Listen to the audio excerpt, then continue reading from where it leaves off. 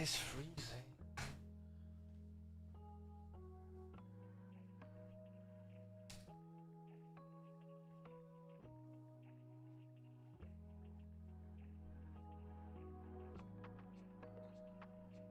Hello.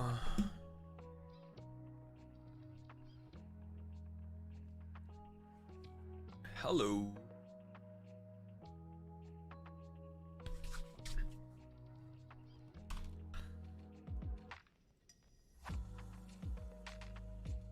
Sure, ask right away.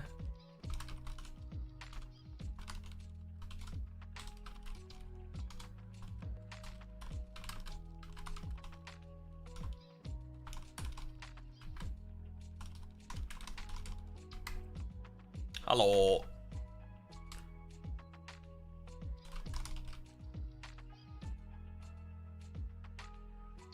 Wait, what time zone? Is it 16 CST? Yeah.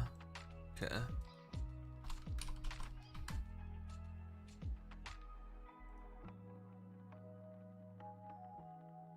You want a melee counterpick to Fiora? I don't think a melee counterpick to Fiora exists. It's more like you just, you know, a skill gap.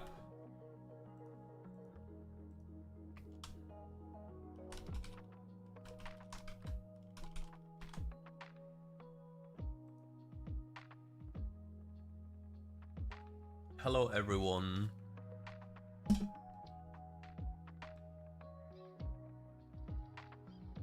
So, what you see on your screen right now is like roughly the plan for today.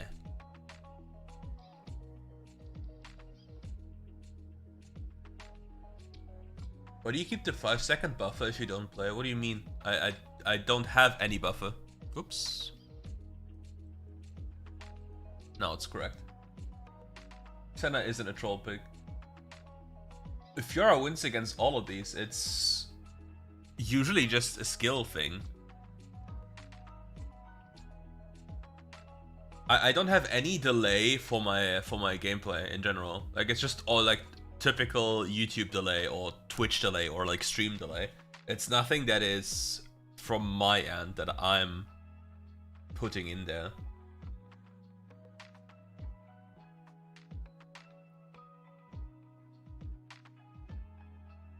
Yeah, I talked to Hell's Devil. He allowed me to basically react to his videos because I think it's a good idea to review other people's content, just give your ideas about this, to just diversify the already existing content.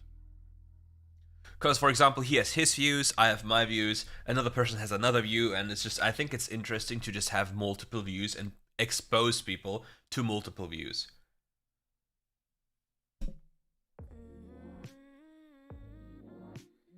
So, how is the music? Is the music too loud? Is the music fine? What is the chat's verdict?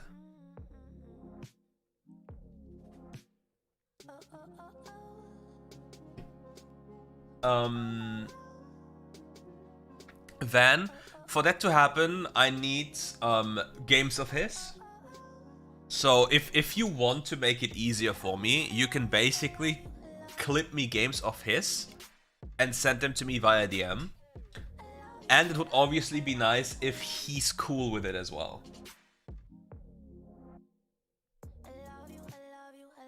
Yeah, it's a standard YouTube thing. If there's no melee, give me a ranged one. You will be fine with Jace in early game. You will stomp the Fiora. But the thing is, if you make a single mistake, she'll roll over you.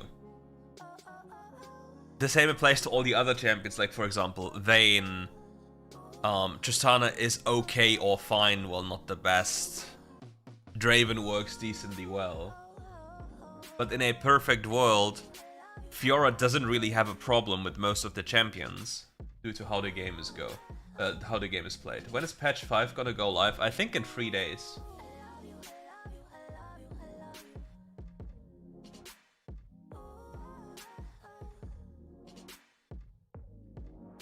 Is it possible to spam ranked games with Yasuo? You can. Normal ranked in WildRift allows you to climb whatever you play. You'll constantly play against worse people on average, and you'll get away with most of the things you do, regardless of your pick. Obviously, Yasuo isn't the easiest champion to play, right? So the amount of games you will need to climb with him will most likely be higher compared to other champions, because mastery curve. But there is a shortcut you can use, and it's called playing tank Yasuo, because tank Yasuo requires substantially less skill than the damage version.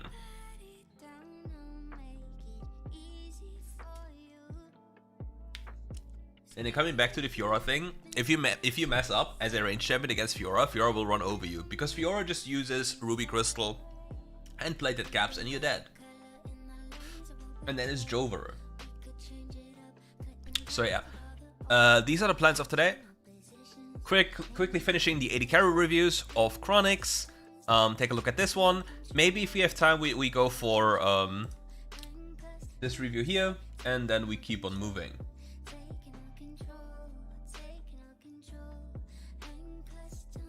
You don't have to go for you don't have to go for Trinity.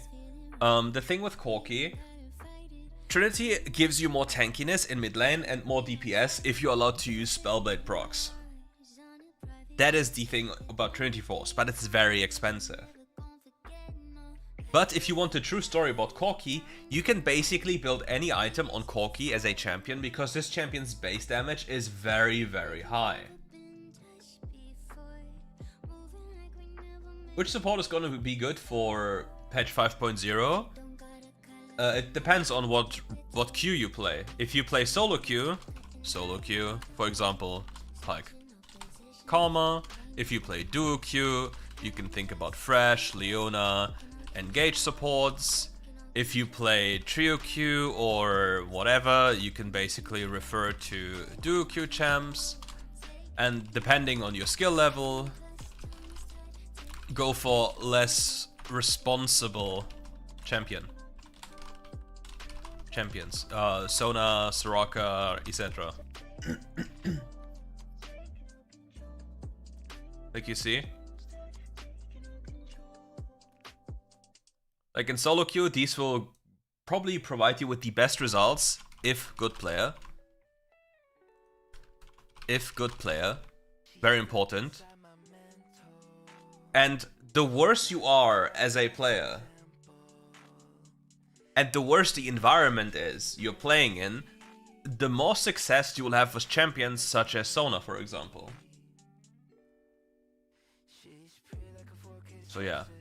Because, for example, for Sona, Sona is weak in lane, mid-game, needs to scale, needs a lot of items. So what happens in a perfect world? Sona is punished in lane, Sona doesn't get to the mid game, Sona doesn't get to scale, she doesn't get a lot of items. Game is over because before she's even valuable, right? But if people don't punish this, people don't play, people don't finish games, she gets to scale, and then she will outvalue most of the other champions, because Sona, as a champion as she is right now, doesn't require you to play well at all. There is zero responsibility outside of pressing your ult when the enemy engages you and spamming all your other buttons.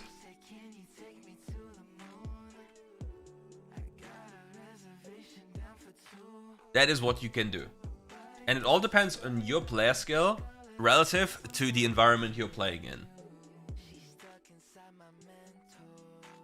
So, like, support spectrum is dependent, self-sufficient. I think I will do some of the esport reviews when somebody tells me who's playing.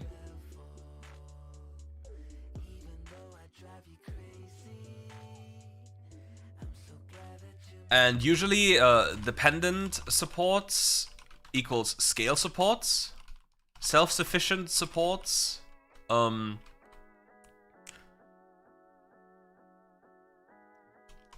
not like scale as hard, so to say. But the issue is you can also categorize tank supports. Tank supports are also dependent supports, because you need to go in and somebody needs to follow. need follow-up. Which means, if you're the perfect all-in player, and you go in on an engage support but nobody follows, you'll just die. And nothing happens. So it's very difficult to play them in a low skill environment. In low skill environment, people won't follow, plays will fail, and you just have agony. So usually you avoid these type of champions. So the sweet spot is picking champions that have high play potential, are very self-sufficient in what they want to do and can do, without being too dependent at any point. So, like for example, Naxan or Noxian, I don't know. Okay.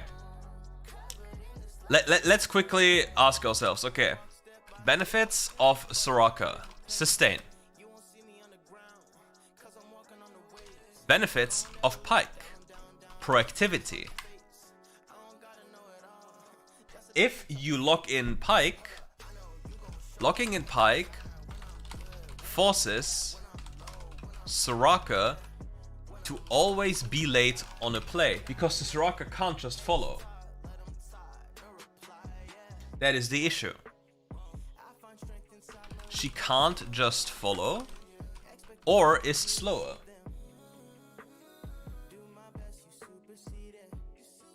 Obviously, thematically speaking, the Soraka can deny the Pike ult by using her ultimate properly, or placing down a very good silence, etc, etc. But the benefits of the Pike are outside of lane. But with what they have done to Pike, with how many base stats they give him, he doesn't die in lane anymore, and he can just bully and do whatever he wants to do. The Soraka will never deal enough damage to do anything to the Pike during the laning phase. But here's the important part. It depends on the Pike and his team to snowball the game. Soraka is fine if nothing happens. Pike isn't. Because think about this. Who bears the responsibility of making things happen? Is it Soraka or Pike? Who needs to do something? Who is at risk? Who needs to expose themselves to things? It is the Pike.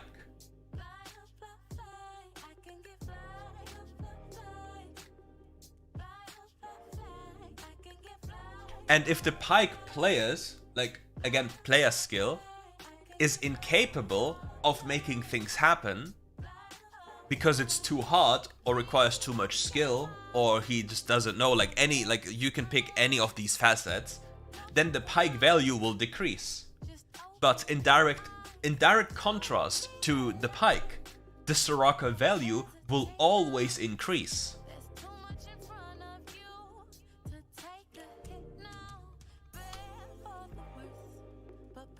Like, what does a Pike have to do to be valuable versus what does a Soraka have to do to be valuable?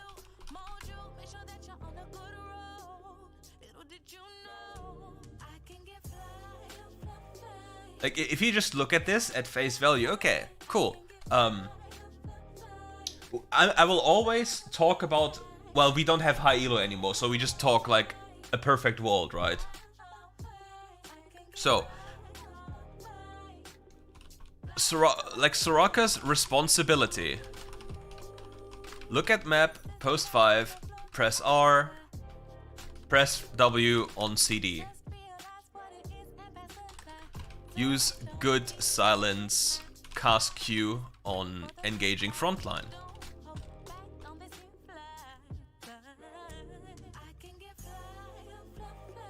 So where is the responsibility where the Soraka can mess up? where does Soraka lose value? Where can the Soraka misplay? And now we put Pyke's responsibility next to this. Look at map, go for proactive plays, exposed to risk due to how champion works, hit, miss skill shots that are vital to success.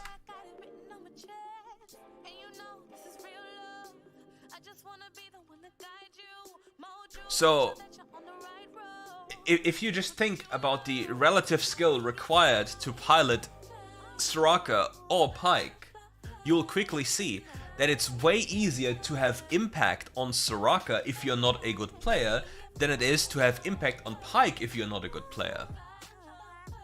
And this is only just viewing one character, completely disregarding any other champion that is currently in the game.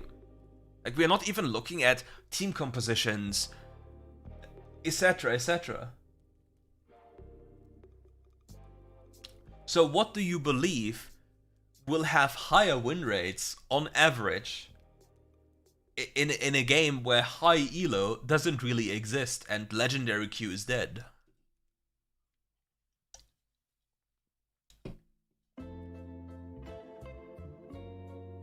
Like I'm sure you've noticed the theme already. Like, every single patch, they try to make the game easier. They make the game easier each patch. With everything they do. What do they change?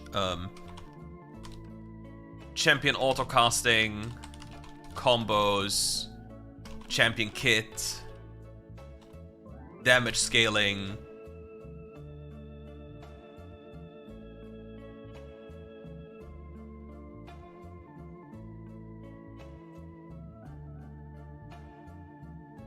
Well, the thing is, I can tell you, on Europe, barely anyone plays Pyke outside of a few people because nobody else can pilot this champion.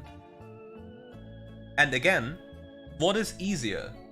Playing a Lulu or playing Pyke? Like, playing Trist x Lulu every game versus Pyke plus whatever, like literally whatever, Pyke plus Draven. Hello everyone. And I can promise you, you will have more success with this. Okay, take care at work.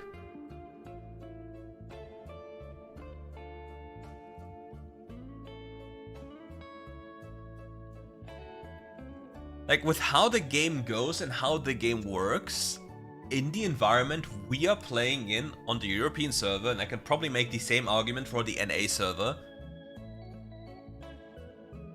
picking these type of champions will net you more wins than these type of champions in duo.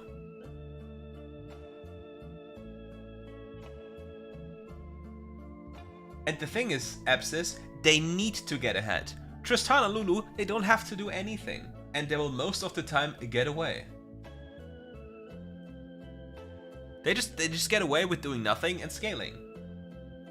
And since every game extends for so long because people don't end the game for whatever reason, they'll get to a point where they just win.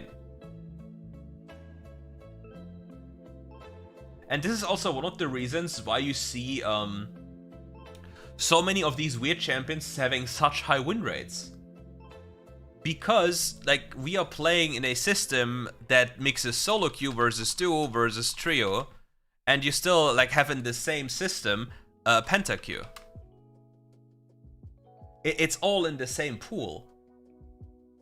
And on the other side, you have legendary queue. Yeah, that is one of the biggest issues, Alex. And even the Chinese server, like even on the Chinese server, when you take a look at the website they have, you only see solo queue, normal ranked stats.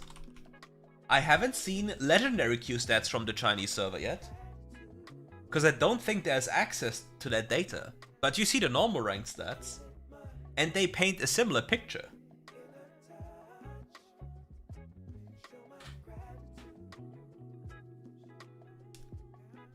And it always comes down to you as a person, what you want to have the most. Do you want to improve or do you want to gain LP? Because improving doesn't always necessarily mean gaining LP fast. Abusing a system or the existing player base for what it is, playing certain things, doing certain things, will net you faster LP and more LP than quote-unquote improving does.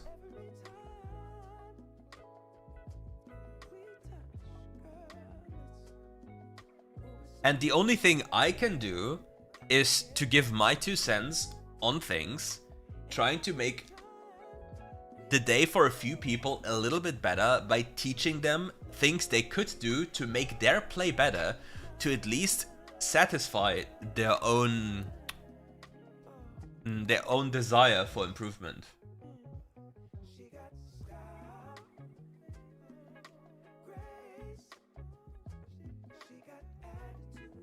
So yeah.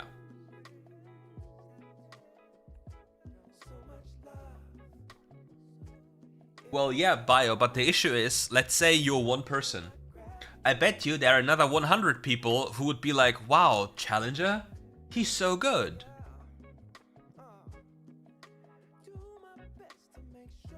People, like, if you, like, you don't know what you don't know. And being rewarded by gaining LP lets you believe that you know something.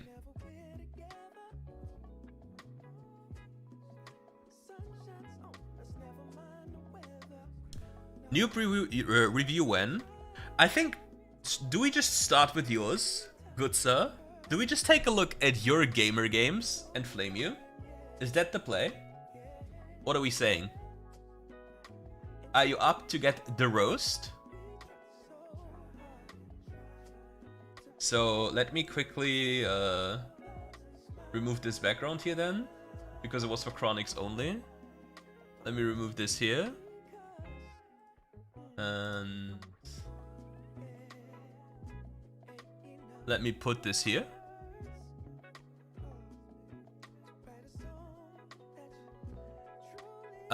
So do we just start with Mr. Yax? Mr. Yaximos? So let's just start with Mr. Yaximos, friends. Okay. Your colors are actually killing me. Bruh. Okay. Did you just buy, or did you not just buy, a longsword?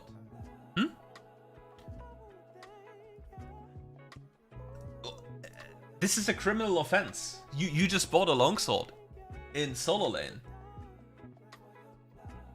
What's your defense, good sir? What is your defense? I want to know.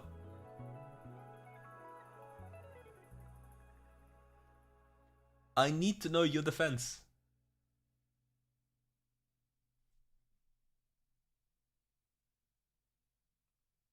Good trait, but it's a Yasuo. And he has the grasp technology as it seems, and a ruby crystal. Nice hitting the minion for some fun. Not too shabby. I forgot what I was doing. Perfect. So, by this time already, we see a little problem by having started with our lovely longsword, because the longsword doesn't provide us so much.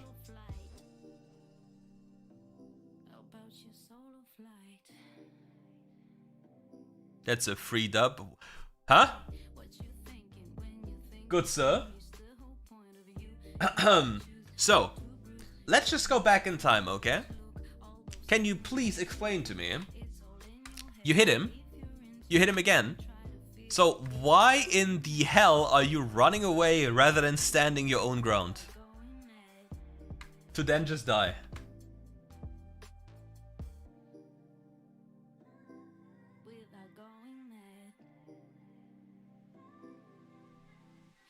What has happened here, good sir? Is this a typical situation where you believe that you have to run away even though you just kill? The pike was killed by a Sona. That's also criminal. And the wave's in a terrible spot. The wave is in an awful state, so we have to get that one dealt with. And the Yasuo is trading in minions, so there's at least a little bit of hope. And we are dead again.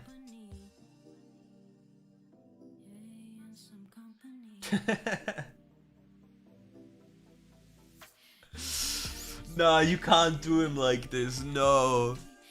So let's just open up this one, okay? Yasuo versus Jax. You started longsword. Why? 1288 versus 150 HP. So why would you like just asking, why would you take the longsword? Longsword delays plated by 500 gold. Yasuo will have accelerated plated by 500 gold. It's GG, it's Jover.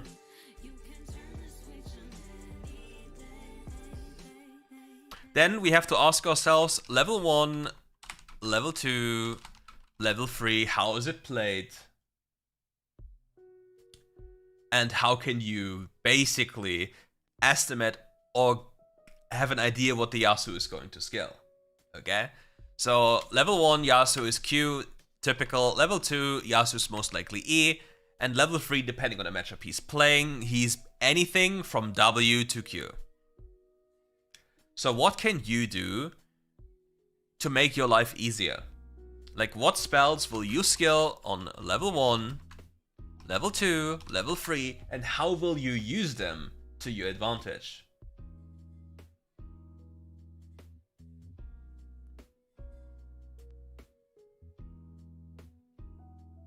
Going with M2 for Galio is better than Ruby Crystal. Galio isn't a top laner, and Galio is not going for defensive boots usually. So you will go with a normal M2 in most instances.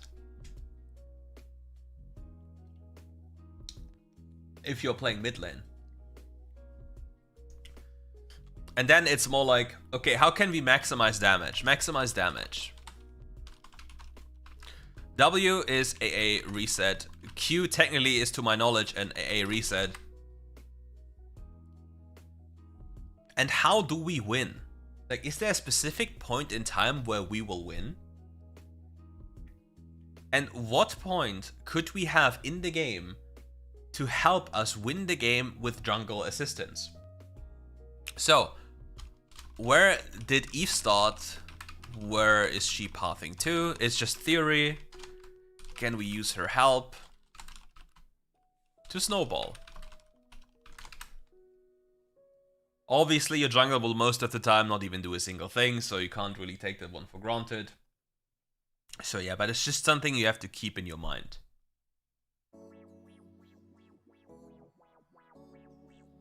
Fair enough, not playing the Yaximos for a few games, it's fine. So, as we see already here on our screen, you see the Ruby Crystal, boots, longsword boots. We have a massive gold differential, and we basically take a lot of time until we are back. Like, he will go for plated caps, which will not help him against Evelynn, but the enemy team has 80 jungle and 80 top, so plated caps for us are very broken. And we didn't even get the EXP. But in this very game, the good thing about our champion choice, we split push a lot better than the Yasuo will ever do. Because we are dealing damage to towers compared to the Yasuo, who barely deals any damage to towers. And the Yasuo still hasn't spent the gold he has gained for the biggest spike. I don't know what is wrong with Evelynn. Like, what is wrong with her? I am in confusion. Okay. We are actually kinda rich. We can go for one plating, we can pop the fruit. Yep, sadly the entire wave isn't in the tower, so it's kinda rough, so we have to actually clear the wave so we don't get absolutely bamboozled. We just saw somebody around the corner. We could have at least taken a quick gander who it is. The ape is coming around. The wave is now in the tower. It's all fine. And now, please, for the love of League of Legends WildRift, do not complete Gluttonous Greaves. Please. Well. Good sir. You choose to be the squishiest version of yourself. You have a lot of damage, but you are so unbelievably squishy. Which means if the Yasuo has plated steel caps, he will just instantly demolish you.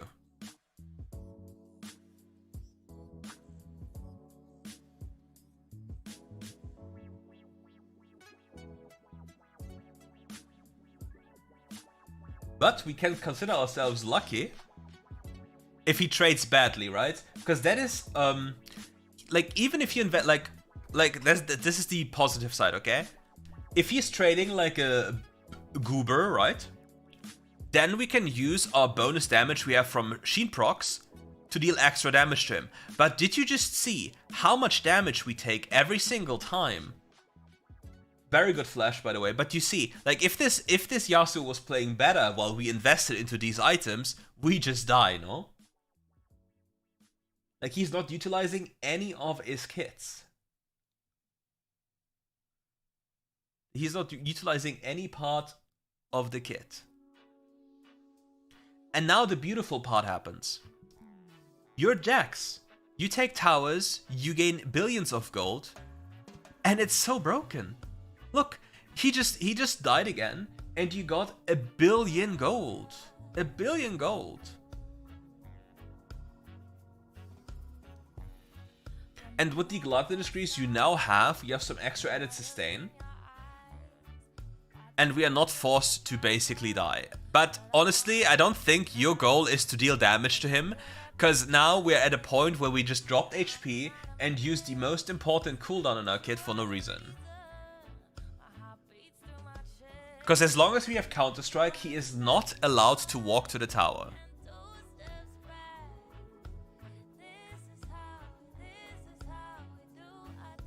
Like, you see the quick trades we do to him.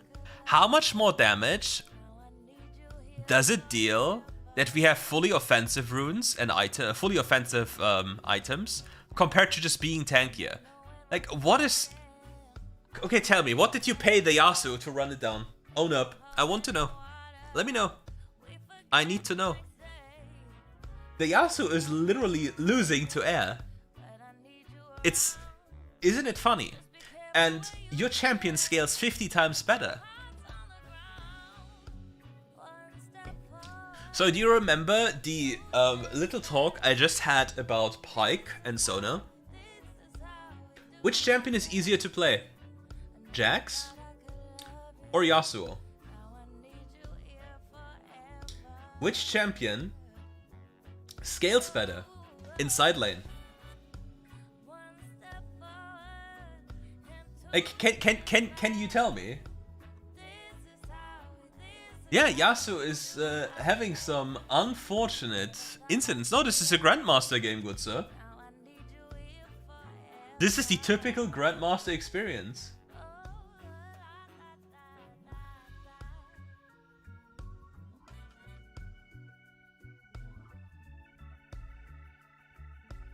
Look at this. But the biggest takeaway is basically understanding the damage share of the enemy team and utilizing the shopkeeper properly. Because think about this, okay? Like, Jax as a champion deals very high damage per second, right? He's a DPS champion. Okay, cool. So what about buying items that will allow you to live longer to deal more DPS? Dimitri, this was played in GM, right? Or at least Master, correct? I'm not mistaken.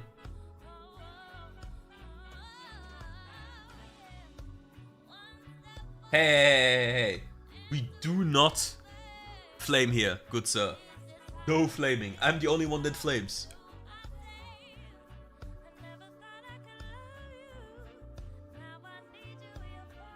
Alex, can you like, I'm just curious, can you tell me the highest elo you had in WildRift? Why did you just suicide, bruh?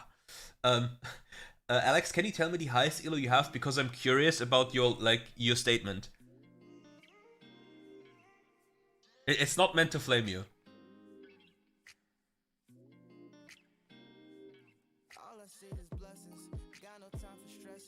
Yeah, I know that GM can't even build. And Jax's job in this entire game, I'll quickly describe it. Wee. And with this type of gameplay, you win more games. Oh, another thing. Okay. Because probably many people will ask this one. Divine versus Trinity Force. Okay guys, what are the benefits of Trinity Force versus Divine? Trinity has more damage versus low life targets, more tower damage, more pushing potential because of AS. But you are squishier. So rule of thumb, you cannot really do anything wrong by always going Divine, but you will have games in which you snowball, where Trinity will help you more due to damage.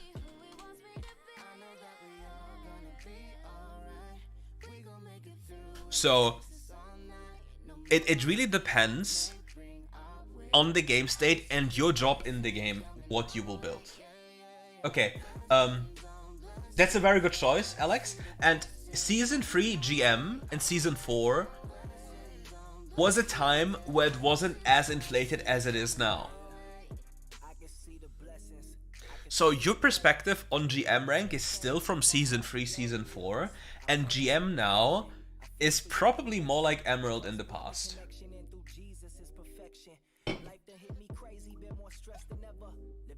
I mean, in this game, he plays versus Wukong and Yasuo. Both will go tankier. And he will predominantly match them.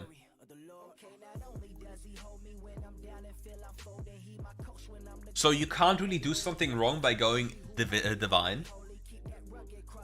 But with Trinity, the ability of pushing is higher. So if the enemy doesn't pay attention to what's happening, you just get everything for free. Nashor's is a good item later, yes. I mean, you can basically share your own opinion. How do you perceive GM Season 3, Season 4, Season 5 compared to now? Because you've played in all of these seasons. How much worse or how much better is it now? Alex, sadly, that will never be the case anymore due to how the game was changed.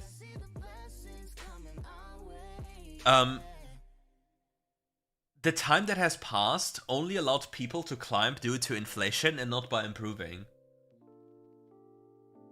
Like, there's only a fraction of people who have improved, and a lot of people, like the very best people, all the pro people, quit the game.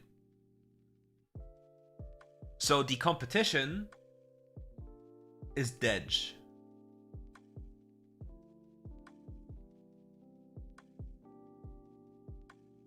We have 2 Alex. We can't win. There's too many Alexes. It's too many. Who's the right one? Who's the wrong one? I don't know. We can't win. We can't win. And yeah, like he now is going, he's going the most aggressive version of a build possible. Yeah. He's going for Blade and Trinity Force.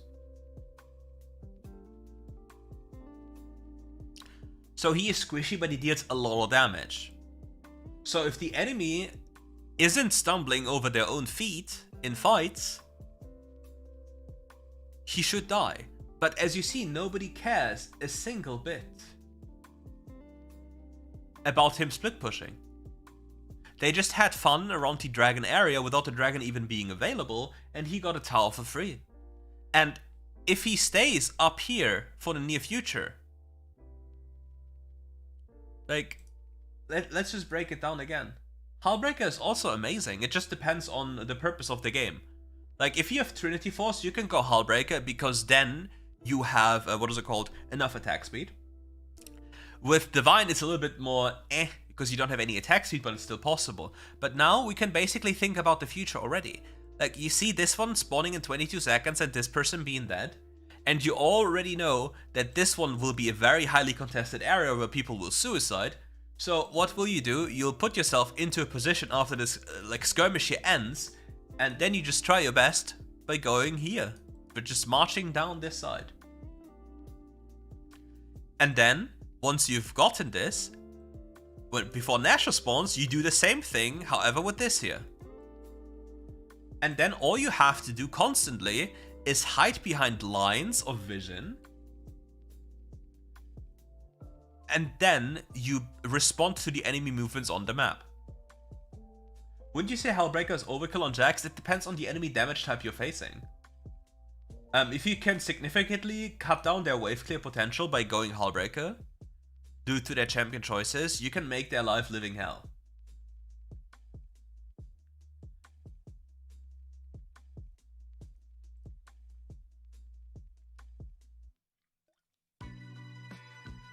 And I personally, I wouldn't even want to associate with my team at all.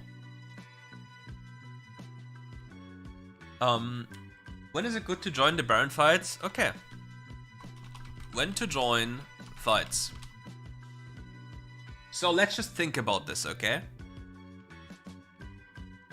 In this current game, where matchmaking matches you with a wide variety of skilled players. Soft, Shell, GM, Master, even Diamond sometimes gets into the same game. Okay? If you take a look at the team, do you really need to increase the variance? Because joining fights as a top laner,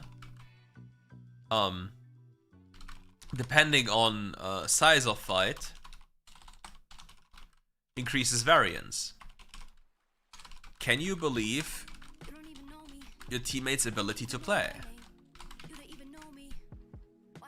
The more people involved, the more messy it might get.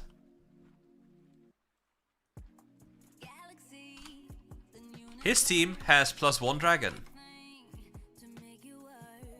So if he loses or wins this dragon, doesn't hurt his team as much. Right? So, if enemy contests dragon, he gets T3. If enemy tries to stop him, his team gets dragon.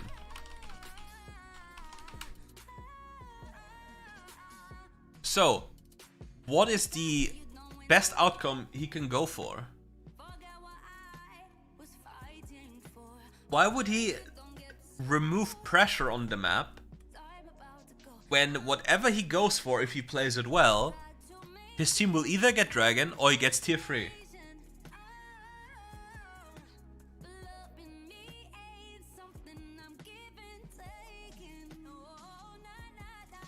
And I personally want to avoid team fights where I have to depend on people the most.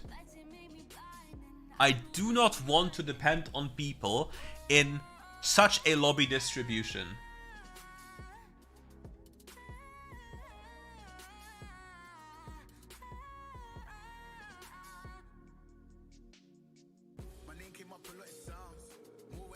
I mean, yeah, you obviously should go split pushing if you're winning, but that is just, you know, how it goes.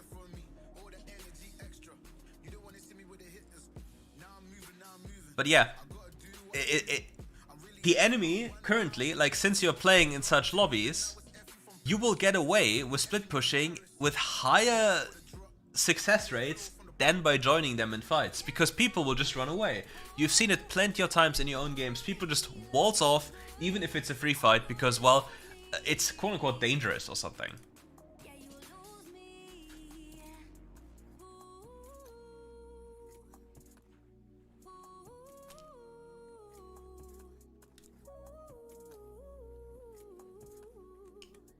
Yasuo, if everyone was Chell or Sovereign, the situation would change again. Because people would respond to my, like, okay, they have to respond again. Okay, they have to respond. And people in high elo would know that they have to respond. So people would still give up the Drake, but they wouldn't die for it. That's the difference.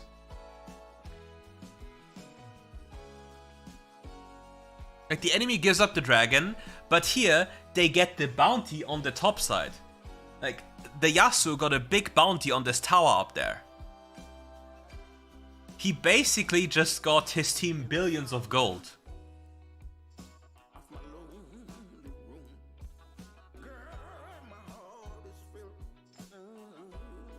And we got the second dragon.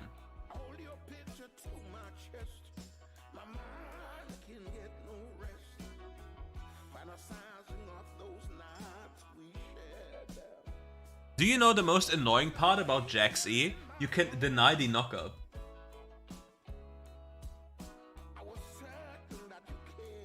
Of the Yasuo. Mistake. You should not go for this right now. The reason is there's 3 people dead while your team is playing mid lane. We do not want to spend time clearing our own jungle camps. You want to make sure to push this forward. And then once this is pushed forward, hopefully somebody, as an Evelyn, goes for this and pushes this.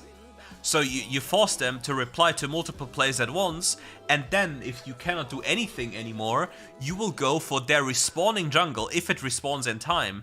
And if you can't do anything anymore and nothing happens on the map, you will then clear your own jungle camps.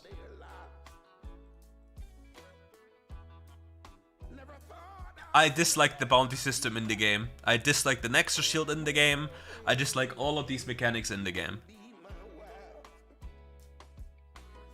Because it's a direct punishment for people actually stomping against scaling champions in an environment where people don't end the game. And it's not only on you to end the game. Now you can hide in enemy jungle and chill. Okay, your next job is to communicate to your team, ping this, and then you play this side of the map.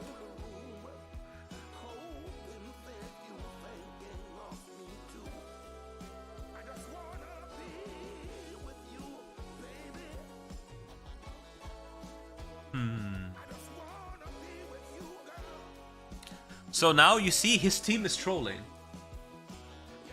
His team is now playing for these kills. For fun, it's actually working because the enemy is also trolling. Because nothing here is really making sense. Which is funny, right? The enemy just suicided for fun. And now it's just running downtime again. So the real question is, why are we rotating? Why are we running the entire way down there when we already had visual confirmation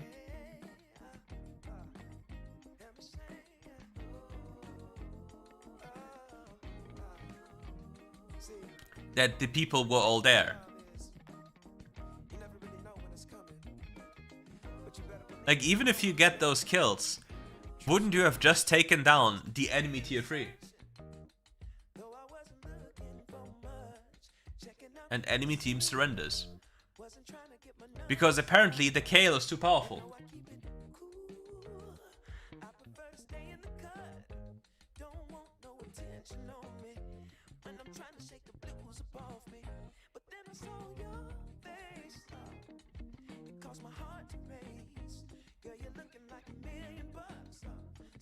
Oh, you're going for the Vex special? Ooh, the early invade. Did you have any information on anyone, so you do this?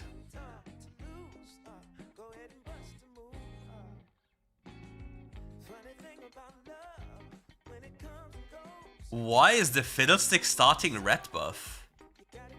We want to reset this because we don't... Okay, we do have Smite again. Kill him, please. What? Why are you walking away? You have Smite up again? Everything is fine? Okay, you Smite. But why are you leaving when he's doing this?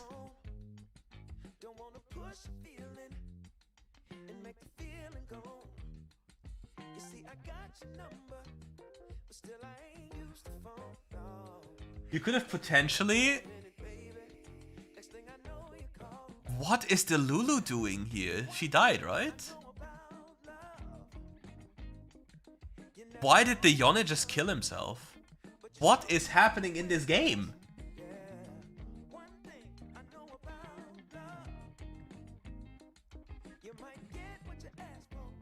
You know, Loki? Loki? Like, if this was an actual game, I wonder if it would be an option to just recall and see what you can do here. Like, I'm just curious.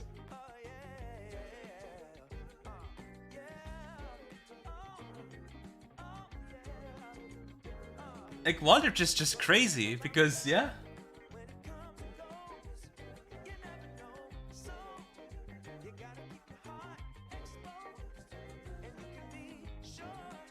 It's crazy.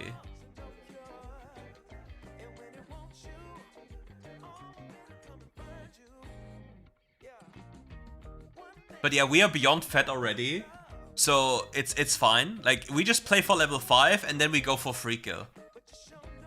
Like, on level 5, we can fully clear bot side jungle, walk top lane to Yone and kill him. Yeah, normally Fiddlesticks starts with blue buff, right? But Fiddlesticks randomly started red buff.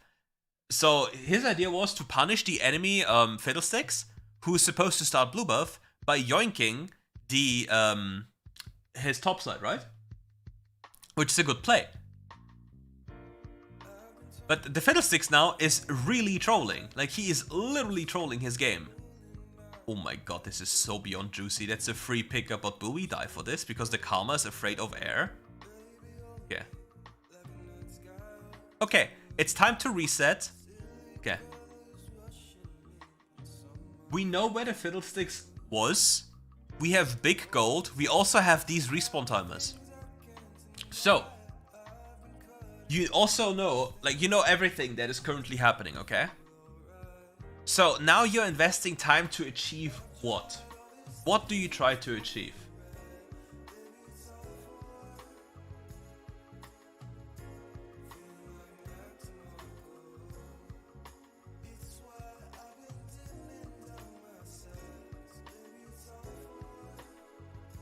We got 50 gold, pog. But we deny ourselves the access to the enemy topside jungle, which we have the respawn timers of. Which is a massive issue. Because you could have used the recall timer you were given after that play to buy items and walk into his topside again, because you know Fiddlesticks level, you know everything.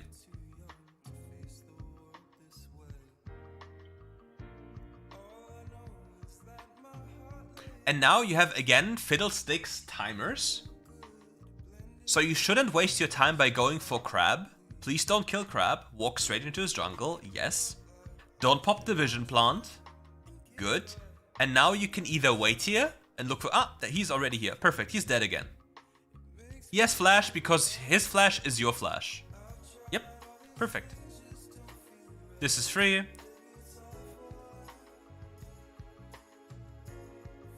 Flash. Oh my god.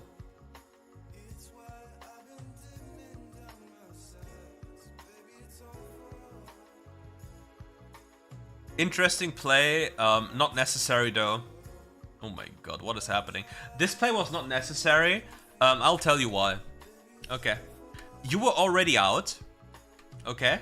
And you know for a fact that he will return to these camps. You already know. So there's no point of you to go for this risk of dying, because you will grant him a bucket load of EXP for no reason. So you can just avoid this. live and either go for your own camps or his other camps in the jungle, rather than doing what you have done. Because it's just too risky for no purpose. Yeah, the missing ping on the Ziggs is fair enough. But yeah, as you see, doing any type of play that makes you depend on people in WildRift's current environment is just pain. There's no fun in that? Well, it is how it is. Where are you walking? Do you just walk up there for a kill on Yone?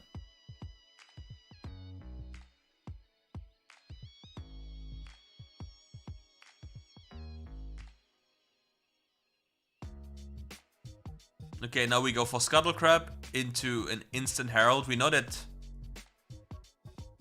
Annie will be somewhere here soon, so we can't walk up. So please don't. You seem to be aware of this. We still know that Annie was supposedly somewhere close.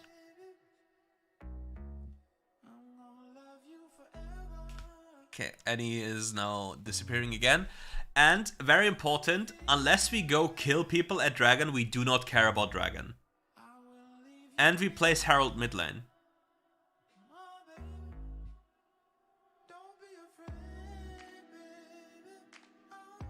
Okay.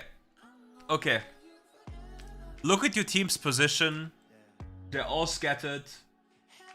Look at all the camps that are available. Why die for a Dragon? 2% missing HP every 5 seconds. Worth it? Worth it, question mark?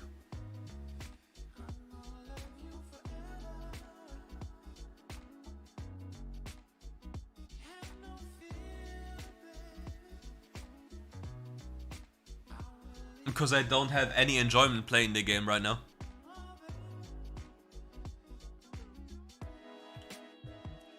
So, what was the purpose of going here? What did you achieve? Couldn't you have gotten so much more gold, so much more EXP, so much more everything by just clearing the jungle? Instead of going there with your team not even being in position? And again, what are you trying to do? What is the purpose of your play, and how you determine that what you do is impactful in a positive manner? Again, you have the respawn timers again. Like, you have so much gold, you have the respawn timers again, and you don't do it on cooldown. You get all the free stuff on the map constantly, but you don't do so consistently.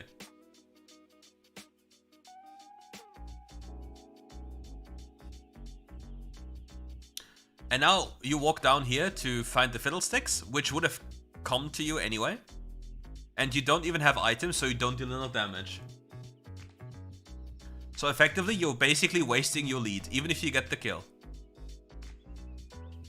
125 gold was there for you. It would have been 250 if you gotten the kill.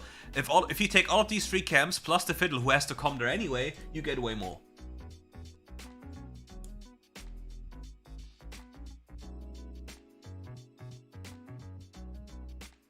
And again, you have 2,600 gold in your pocket, haven't cleared your jungle in eons, and you probably, if you open scoreboard at some point, I'll be curious to see your gold, like your GPM.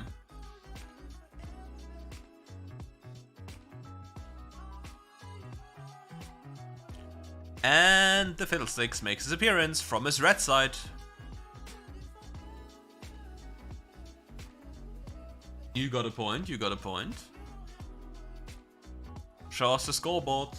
I need to see the scoreboard.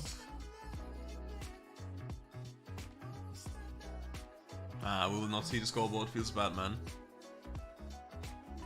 I was trying to make Fiddle miserable, but you would have made him even more miserable with what I told you. Because you were using neutral, like his camps, which he wants to clear, to kill his camps and him at the same time. And while doing so, you also gain access to the people on this side being alone to freely kill them.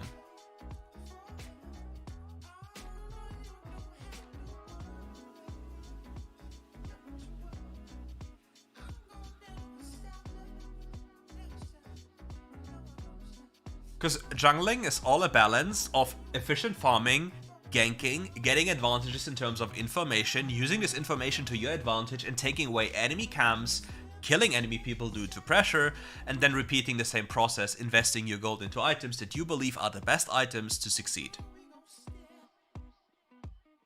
And you just used your biggest damage spell on the spell shield, when you should have used your Q to pop the shield. But you're Evelyn, so it doesn't matter.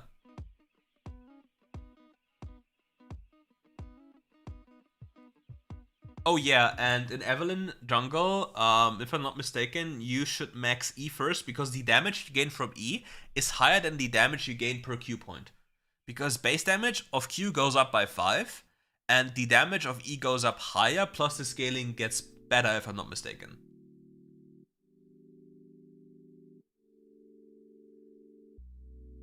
And it's just important to just constantly pay attention to enemy spawn timers on jungle camps, where you believe that the enemy is going to go, and then kill them.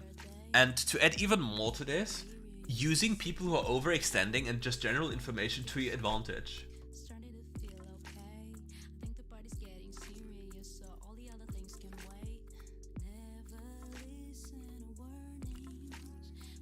Like, the best play in this entire game was the proactive invade on the Fiddlesticks level 1.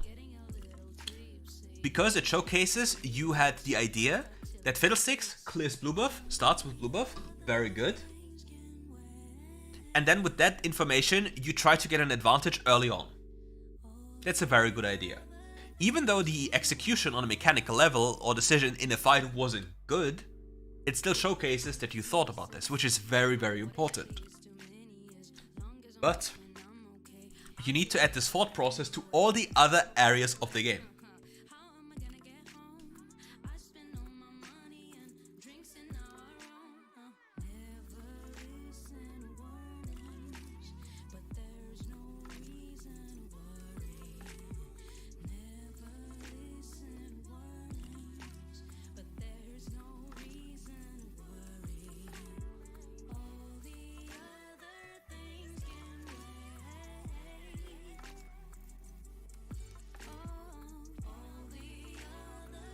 This is for Patreon subscribers. Like, Patreon subs get the ability to hand in a VOD per month, which I will review.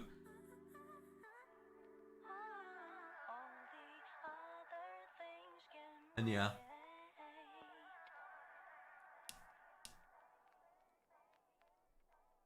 If you're a Patreon sub, you get one review per month.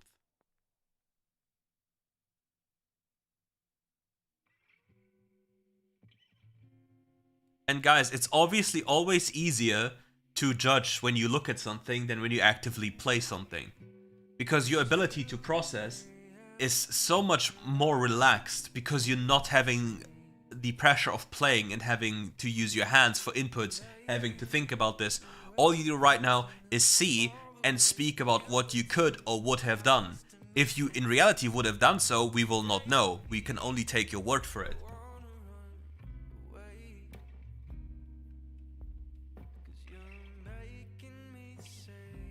So there's no point of trying to flame each other in chat or whatever. It's completely pointless, because it's all about just what that just popped you. That's funny. But again, like, what the question is, if we go back in time, because I was mumbling, like yapping for a bit, what is the purpose of the place?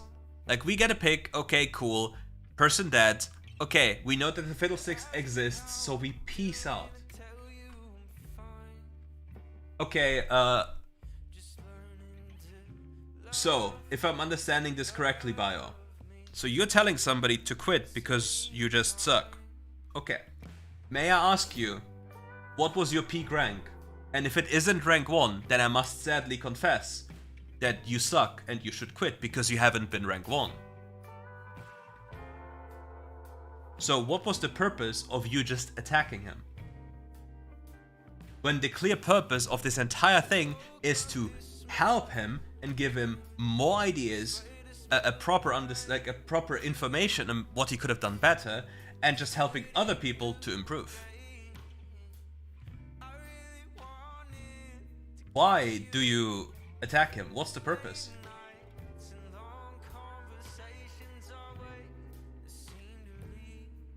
If you want to come back to this game, then I can only urge you to come back if you truly enjoy playing it and completely disregard ELO and just don't take ranked as serious.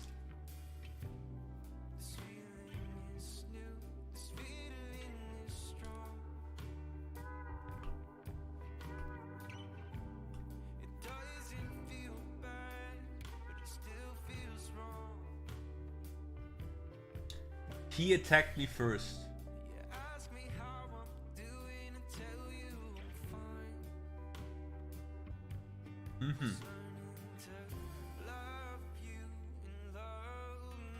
You're late for your class, you know? I low-key feel like playing.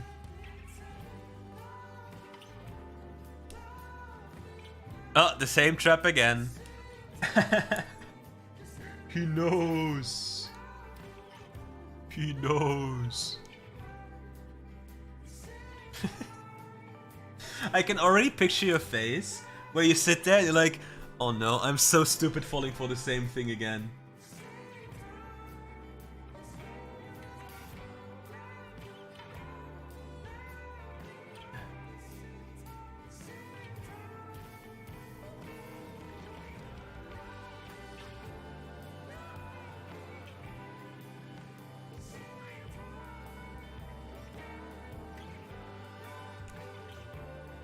And if you take a look at all these mistakes that happened so far that led to this situation, like all the deaths, all the random incidents in the enemy jungle because of a lack of judgment or a lapse of judgment for a brief moment, gave them the opportunity to come back.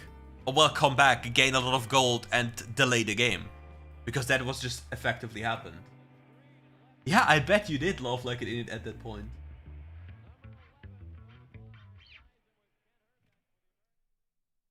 Because it always happens, you just have little incidents. Which I can relate to because I have little incidents. And the question is, like, playing against Fiddle, like, how many times do you ask yourselves, where is the Fiddle? Where is he right now? What can he do?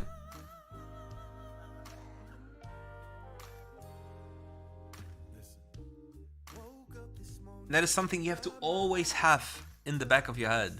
Where is the giggle sticks? Where is he ulting from? What is he wanting to do? How can you deny this? Does he have crown? What is his team? How can I basically reach the backline? Etc. For example, it's very powerful to have a proto belt on Evelyn to just reach.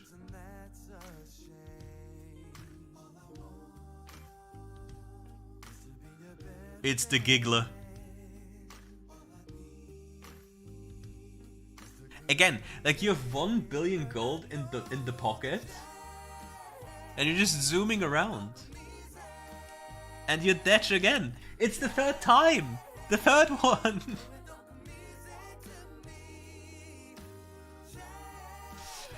Riot did not remove wave management. People removed it themselves. Alright, we need to focus.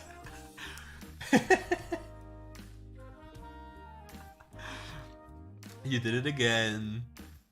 A little accident. And he's back again because he has awakened Soul Stealer.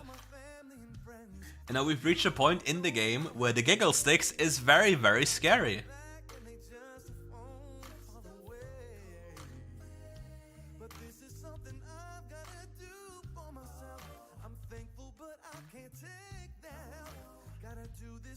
I mean, if there's an Evelyn in the game, Crown is very good to have.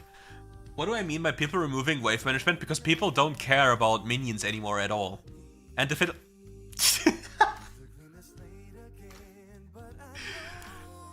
Okay, Okay, I need to ask you one question.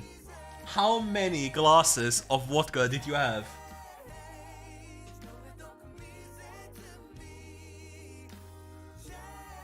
How many? I need to know. You did it again.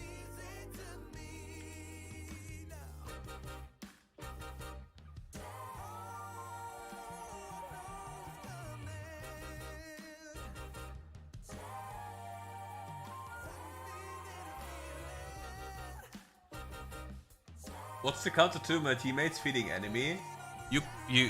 Well, there's no quote-unquote counter, you just try to get gold from other sources.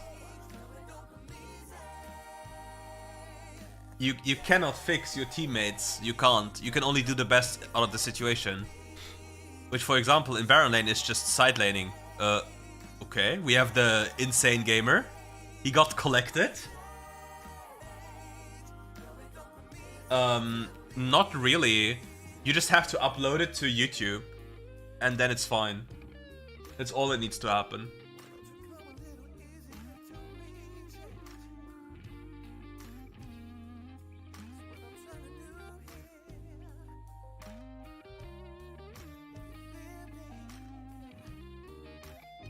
And yeah, now we reach a point where everyone and their mother has crown.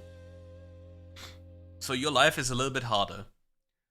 Not even top laners do wave management, isn't it 80% of laning phase? In current WildRift, if you want the truth of the truth, the impact of wave management that you will see will not even exist. People do not play the lane at all. They just goof around and push. Most of the time they will not even do so. 5 business years later, yeah, I mean, I got the lost child, but the enemy team surrenders. XD. And he wins. So, like, by watching this game with me, like, you see that in the early game, you could have done things more optimally, and you basically didn't try. Like, you said you wanted to make his life miserable, but in fact, you kind of didn't. Because you didn't do it properly. And it's just about, like, farming efficiently, getting info on timers, abusing these timers to your advantage. Like, if you know that the camp will be spawning, then why are you trying to go to Narnia Southwest when you can just go into his jungle where you know that his camps will be respawning, and then get the camps plus the kill because he's underleveled?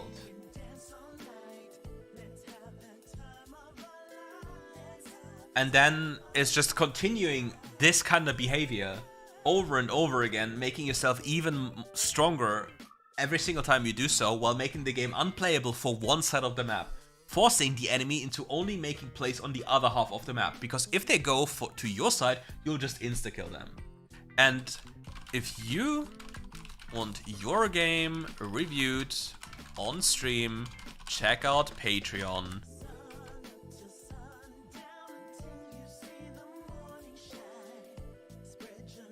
Check out the Patreon.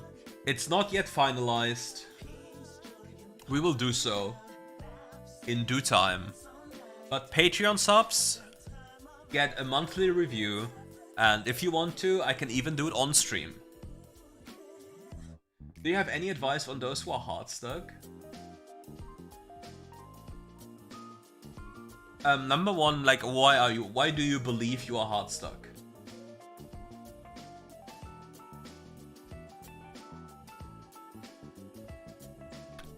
Oh yeah, for review, like, why would you want a review on a game where you believe you played well? Amazing.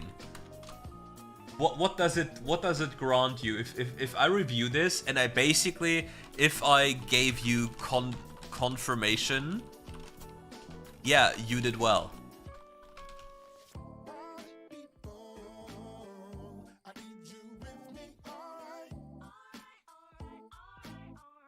Bad team. What can you do? What can you do to avoid the impact of having bad teams more often. Change role, change champions, change strategy.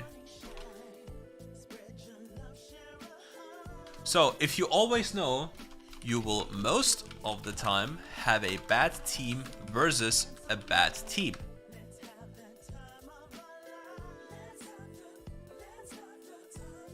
Which strategy can help you climb? You're focused on LP. Okay, play Kale Jungle, AFK farm, because people can't end games. Carry late game, because nobody ends the game. If you make a mistake, you lose. Play split push top. Fiora, Jax, Sion, Garen, whatever.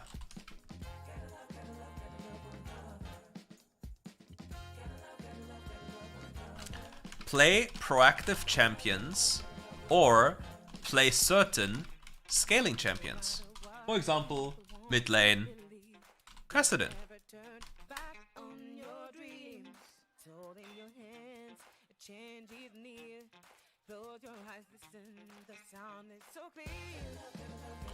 Support, Karma. AD carry, Tristana. Like, all of these roles have certain champions that will always or most of the time provide value and are less dependent on team.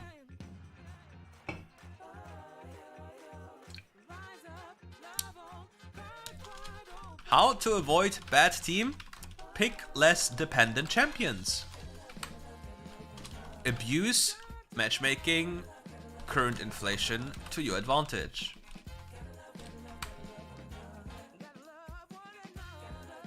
Sona is good late game, yes. Yeah, you can add Zyra here.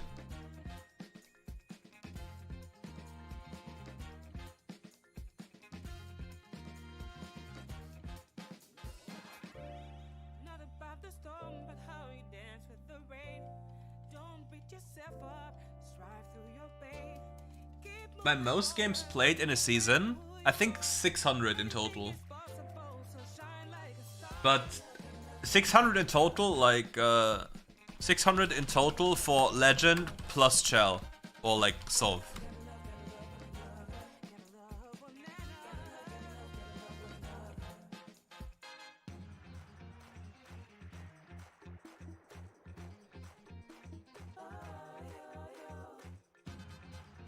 Maybe 700. I don't really know, but not that many.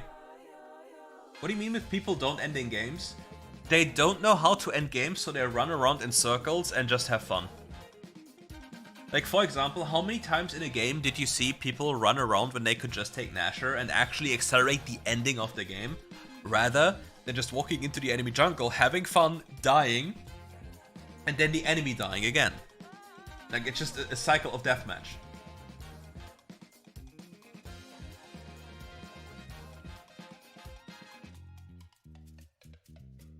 Yeah. Zeri is a fun champion. But Zeri as a champion will have big trouble carrying games compared to other champions.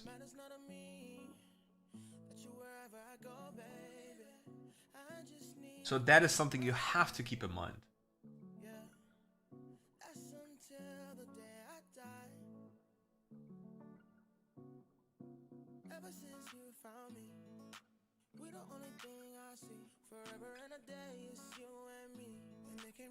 Okay.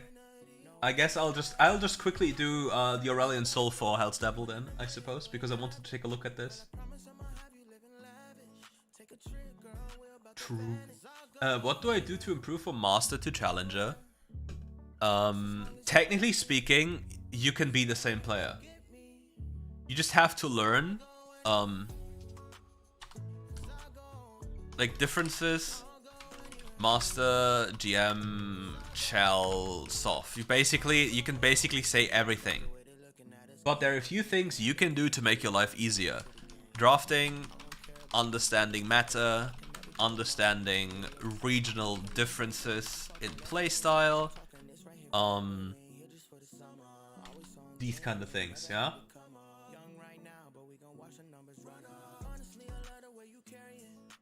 So you can be like, man, I'm playing,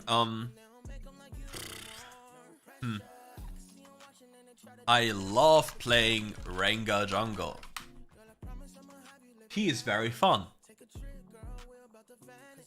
Is Rengar a good pick compared to XYZ? Can you hit Challenger with Rengar? Yes, 100%. But the amount of games you'll have to play is obviously different, right? Is understanding matchup drafting? No, that is matchup.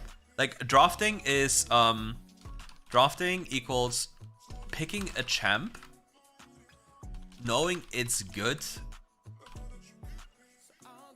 Like, for example, let me, here. Here. For example, what do we have? Let's just say, I have an idea. Okay, I have an idea. Okay. Let's just say you pick Scion, right? The Inting Scion. Now, you understand that you pick wait, whoops, I need to change this. Okay, let's do it the way around. Okay, you pick Fiora. And then the enemy is like, I'll pick Inting Scion. Now, how does this one go?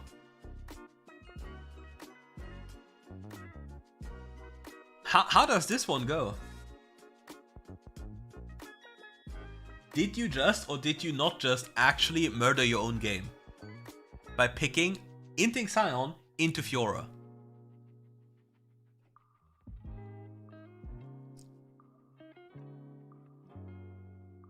And the same applies to other champions. For example, the enemy picks Inting Scion and you pick Jax.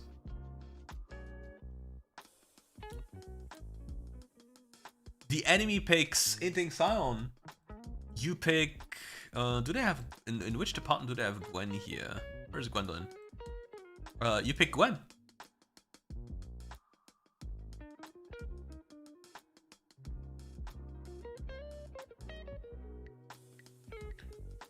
Drafting is knowing what champion you can pick without being absolutely killed for it. How can you carry your team if your team is bad? I told you. You pick less dependent champions, I told you earlier.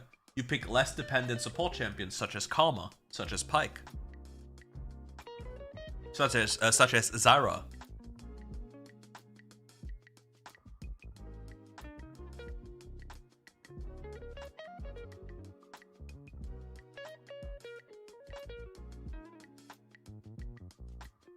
You can, as support.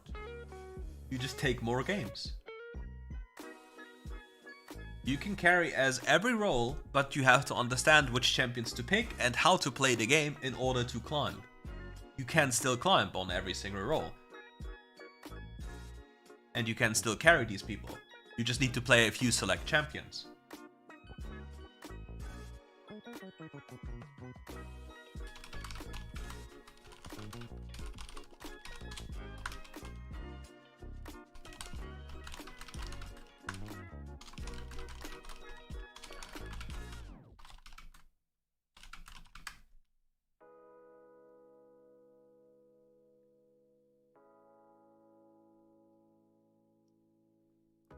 And like the differences, and thank you for becoming a channel member here, by the way.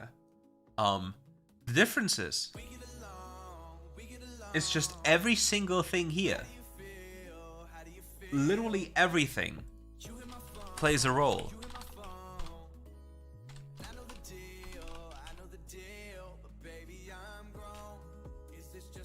And you make sure that you improve every single thing to get better. Like, in a perfect high skill environment, support is the most broken role in the game.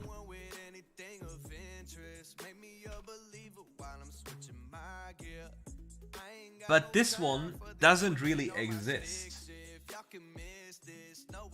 This one, he doesn't exist anymore, or doesn't exist at all. And I can tell you why it was so broken. Support determines lane, bot lane. Support determines all other lanes, including jungle. But only in high skill environment. And this here is the key.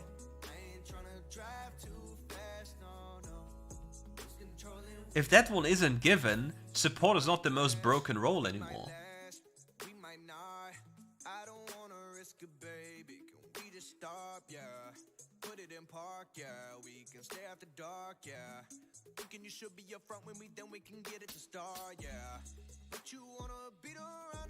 Okay. Now I want to actually take a look at Health Devil's video on Aurelion Sol, because I'm like just curious about this in general. Okay, I will not watch it with sound because I want to give my genuine view on everything. It's such a long video though. I'm not a fan of Shen support. It's possible, I'm not a fan.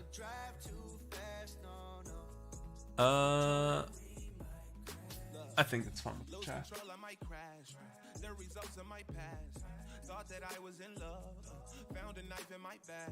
I mean, you'll fight a never-ending war with these people.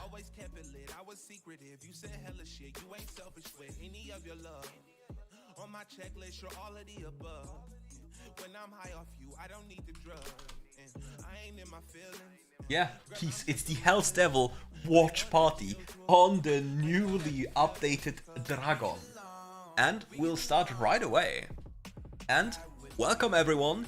Today we are going to take a look at the newly reworked Aurelion Sol played by Hell's Devil on the Chinese server. So, the goal of this video is to just show you what this new champion can do and just give you impressions and my feedback on seeing Hell's Devil play this champion. So I'm just very curious what they did for this champion in WildRift and how crazy strong they'll make him. So without any further ado, let's take a look at this.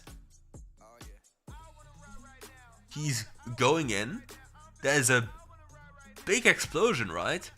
That looks so crazy though, no?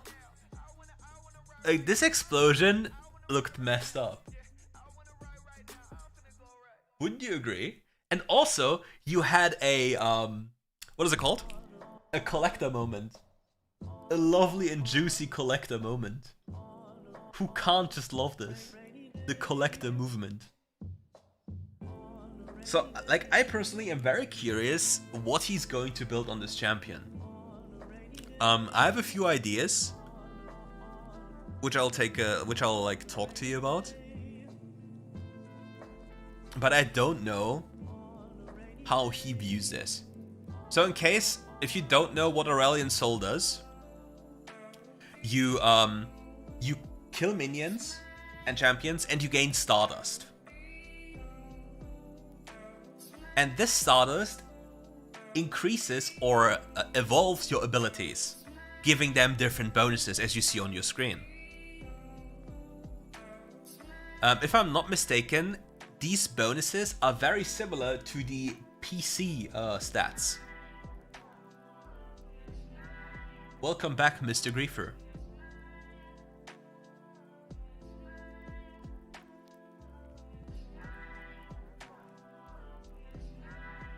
They are changing his first ability, so it's no longer this this star you pop to stun everyone on your screen. You're now breathing actual fire, so you're actually thematically a dragon. And this has scaling with Stardust, with AP, and apparently also does maximum HP damage. So it's quite the interesting thing, and compared to the old Aurelion Sol in WildRift, which was kind of dependent on snowballing, this version is a scaling champion. And now his new second ability is flying. You fly into one direction, and you can fly as you breathe fire.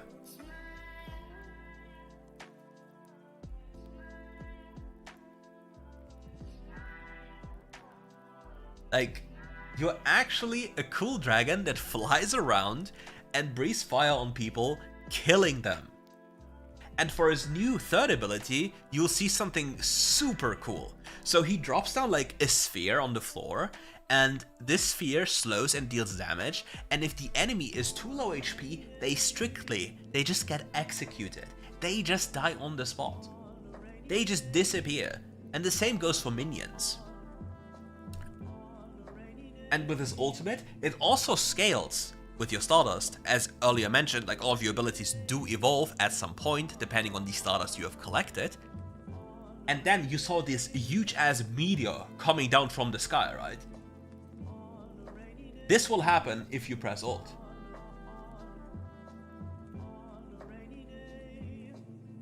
And the impact of this in WildRift compared to the current Aurelion Sol,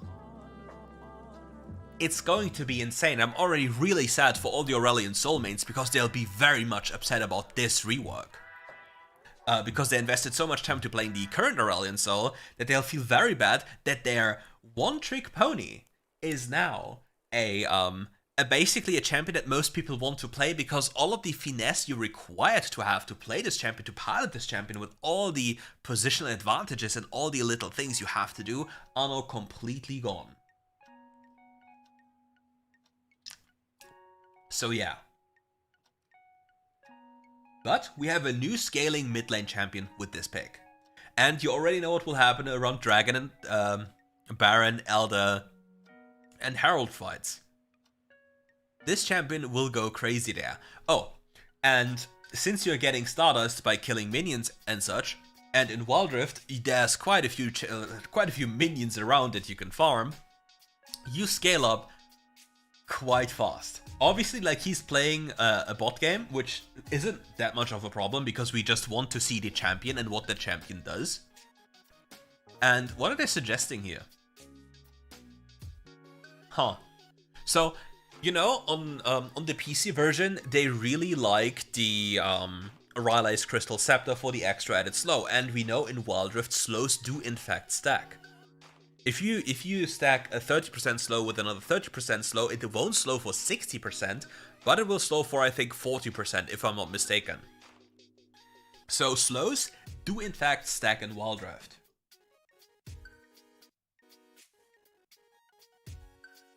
So I believe, depending on the damage numbers he has on his abilities, starting with the breath will be the typical approach, yep, and then we probably go for the, what is it called, the ability that will kill minions, and then we just wave clear. And if you remember the old Aurelion Sol, on level 1 you just started with your second ability, the stars, and just insta-killed everything. That's a very low cooldown. How much damage does it do to minions? Because we saw how much it dealt to the Katrina. So I'm curious to see. That is indeed not that much, but then the crit comes in. Okay, interesting. So it's actually not that little damage. Is he able? I really wish to see if it's getting blocked. Is that right? Come on, breathe some fire health. Show us. So I'm not mistaken about my actual awareness. Okay, they get sucked in. Interesting. So the cookie cutter combo for wave clear will be using your third ability to clump all these minions together to then just breathe fire into all their faces and then just kill them. Damn, this Graga spot plays better than my Grandmaster in WildRift in EU. Just saying. So yeah, typical shenanigans, trying out the skills, trying out how it goes. And I really wonder if Aurelion Soul here will actually skill his second ability on level 3, or if he goes for another point into a damage ability. Like you see here, he clumps up these minions, and he just taps them, granting him very good clear, but it seems he can't breathe fire through units if they're too thick. So he needs to clump them up. They are clumped up, and then they're killed. So he does a decent amount of damage, but I don't think without Riley, this champion will be too powerful. And it seems the mana consumption is quite high, but he already has 25... Does he already have 25 Stardust? In 2 minutes? Without a kill? Huh? There's just no way. So you're telling me that this champion has such an accelerated Stardust gain, and you've seen the thresholds, right? They were not that high. So by 10 minutes you will have maybe 100 Stardust? It's crazy. Run it down.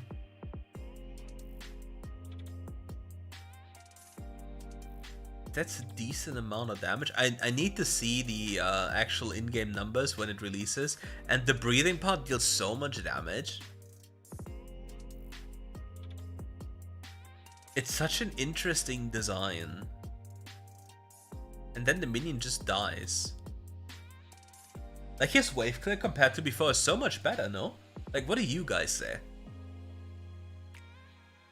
he wanted to fly like the old Aurelion Soul. And then he starts breathing fire. What? This turn? I think he's just testing out the build, and he will go tier. Like Archangels, etc., like a scaling mage, as I said. So maybe you will have something like a Rylai's and tier on this champion. Like Rylai's, tier, Rabadon, then Liandry. Maybe you'll not even go for Liandry because you rather prefer Infinity Orb. It's a possibility. The cooldown looks so low. It's not 200, it's like close to 300, so it's tough to play on that ping. I would go crazy. You see the execution Flash Ignite, even on the 300 ping, you can't deny his bloodthirstiness of just yeeting in to secure the Katarina kill.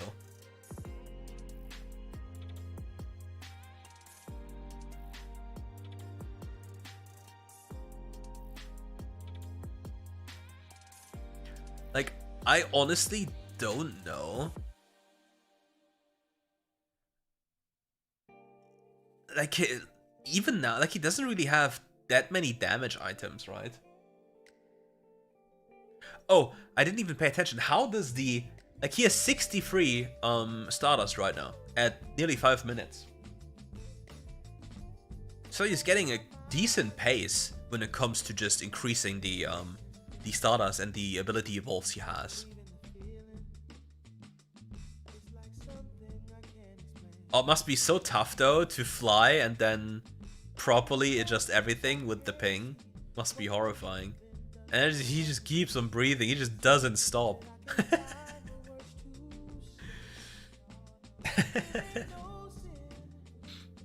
So yeah, like, I believe Rylai's will be somewhat of a core thing for him, just so the enemy can't walk out of his stuff.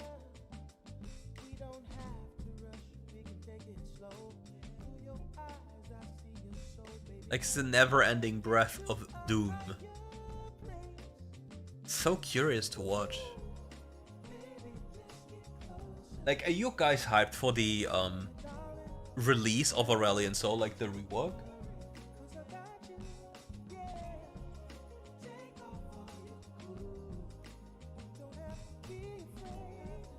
I really want to see how far he can push the execution threshold.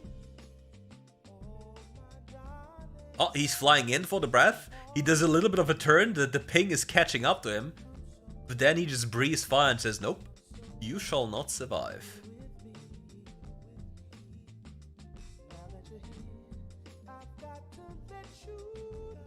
decent wave clear considering he basically has no items. Riftmaker. I think, honestly, what do you guys think about defensive boots Aurelion? Because he seems to be like a very heavy scaling and consistent damage champion. And what is your take on just having defensive boots?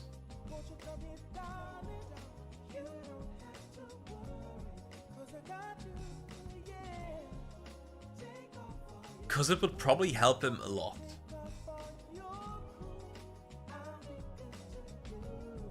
Let's see the big explosion.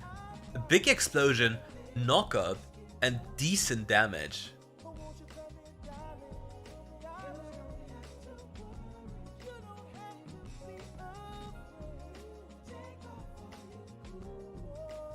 But the moment minions block your breath, you'll be so pissed. You'll be so angry. Oh! He's getting haunted by the ping. You know it. But even the ping can't deny the Jinx's demise. It's Jover.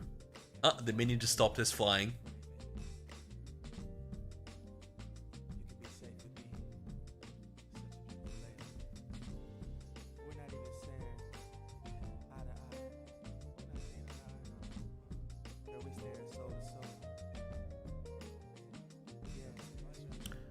He's gotten his Riftmaker combo into Archangels. So what's the next item he goes for? I assume it should be Rabadon, if the champion has decent AP scalings. Oh, he gets denied. Places down his zone. The execution threshold isn't that high yet. Just star spraying. Why do I think of an Axe commercial now? Yeah, taking any type of damage stops the current flight. Like, we're close to 10 minutes here. It's 146 Stardust. Oh, the flying is initiated. He goes in. Oh, sadly nobody's there. Feels bad, man.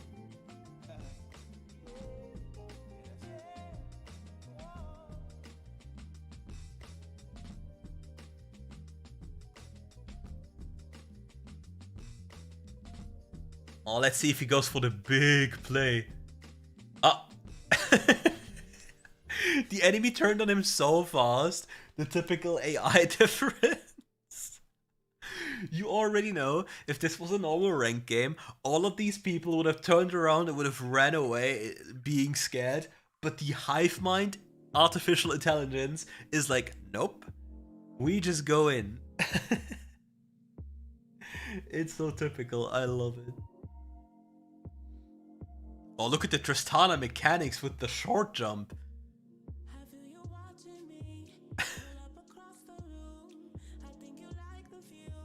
Oh, I think so many people will get, like, all the Aurelion soul mains, the 4 people we have, will take so much time to get adjusted to the changes because they are playing so much of muscle memory.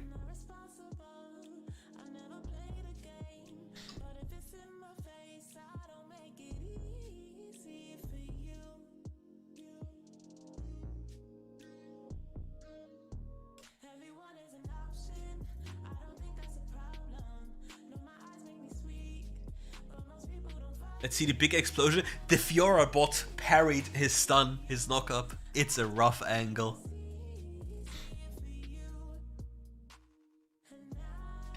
But the hitbox, like his first ability's hitbox, looks very weird sometimes in a sense of reaching people even though they are outside of the range. Like, it looks like it's very forgiving. Like, very, very forgiving.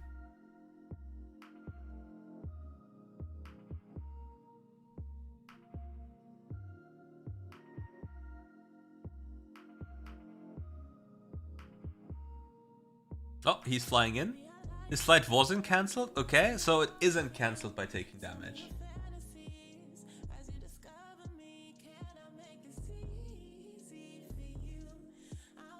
Yeah, he went for Rabadon as expected. And now the question is, do you want to go for flat pen items?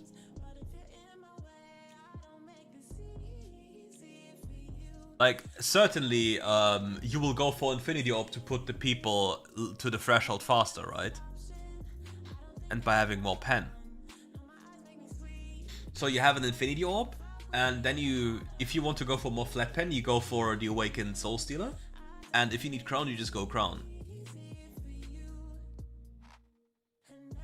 But I really need to see a game in which there's a Rylai's on Aurelion, just to see how much of a difference it makes. Allowing him to just deny the enemy any escape. His E has also insane range.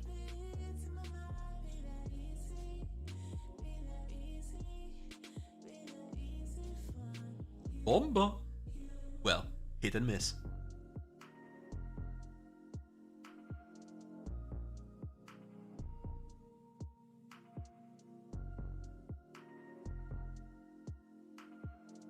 $207 Stardust, 216 Stardust, minute 13 roughly.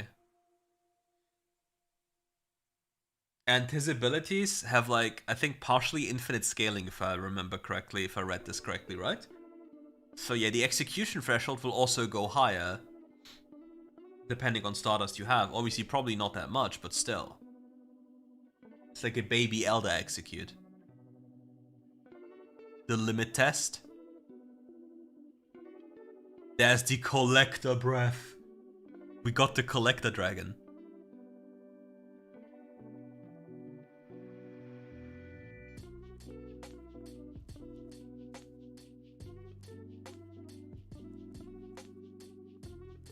His breath range?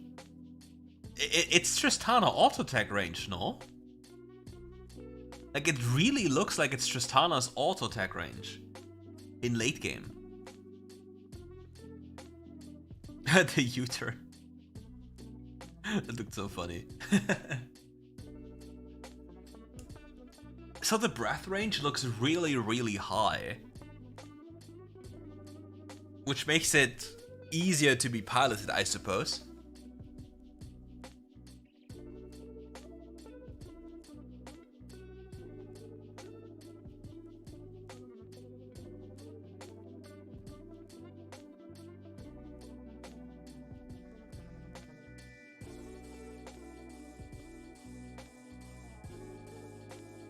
$3.7k stacks. Let's go. We farming, bros.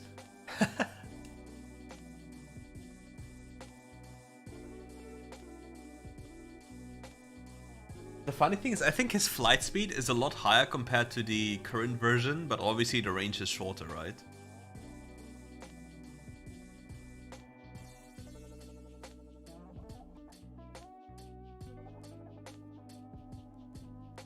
Oh, we're going in.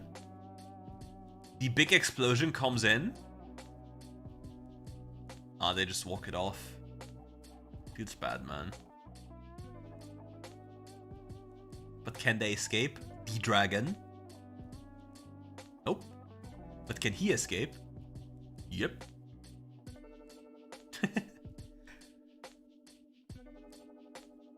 I don't think you can freeze against Aurelion Sol. He has too much range. I don't think it's possible. I do not think it's possible. It's too much range. Like, look at the general breath range. Look at his E range in general. It looks like it's way too much. Like, this champion seems as if his range is just so high that it's very, very difficult to just deal with him.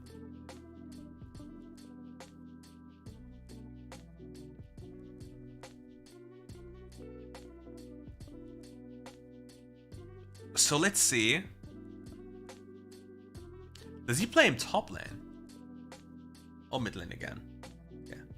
So now with all the information we have from the first game. Hey, he's running it down. Hey.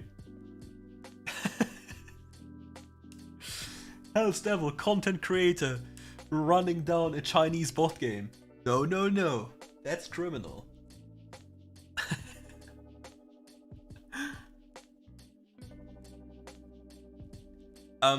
You know the champions in WildRift? Like, it always depends on how easy they are to be piloted. He's making the game harder. He's giving the enemy bots some gold. The ingenious strategy.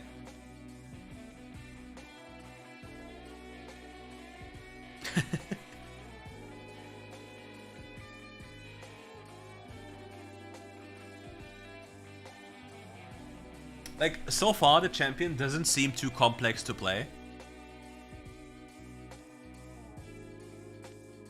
So I assume he will get nerfed pretty quick.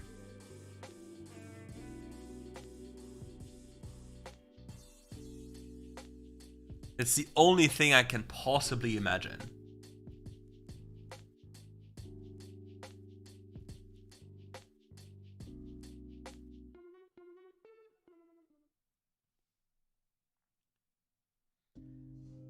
Like, his first ability is damage. Like, every single time it does the big tick, does so much damage.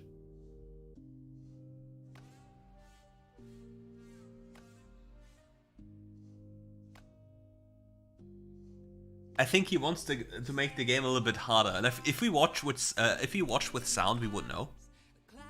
But yeah, we obviously don't. So the biggest issues for this champion so far is minions, because you can't breathe through units. Like, you only have a splash, an area of splash damage, as it seems.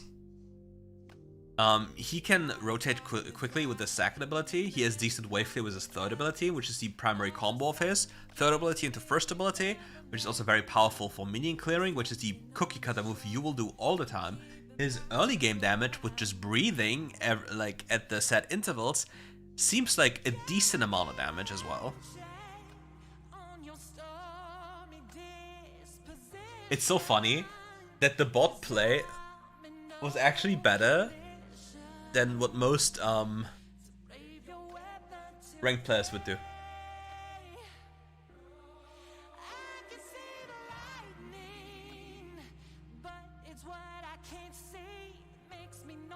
So much damage though. See it in the later stages in direct contrast to now. Going for the quick combo, hitting the ultimate, hitting the stun, and quickly executing the Orianna. So how much damage was this combo? Like, she was relatively low life, so... Yeah, I mean, every AP champion that hits you with a combo at this point basically just kills you, know? First strike looking good on him. I wonder, because, like, how much gold will you gain? Like, the question will come down to, isn't Conqueror not just more efficient? Due to how you deal damage?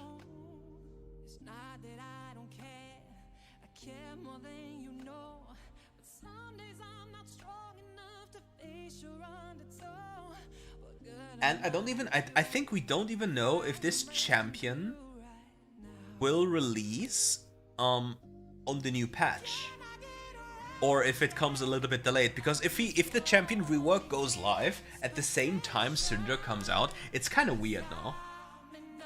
So yeah.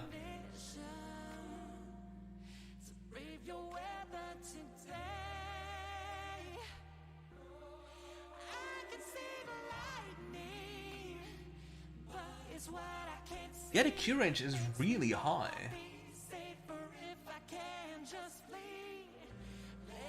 The Vigar QR combo into Loathing. Can't outplay, just too good.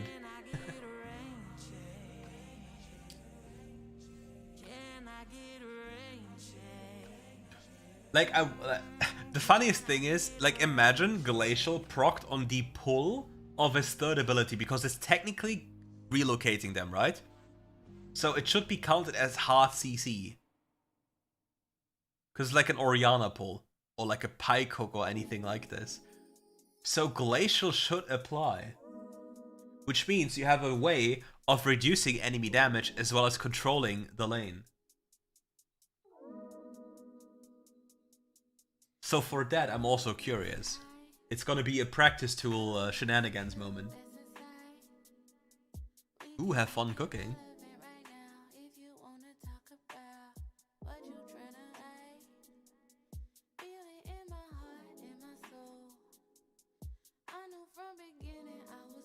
Let's see how much damage he does right now.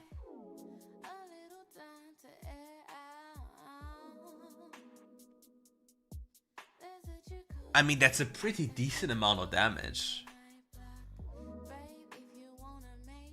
Considering it seems kind of hard to get away from it, no?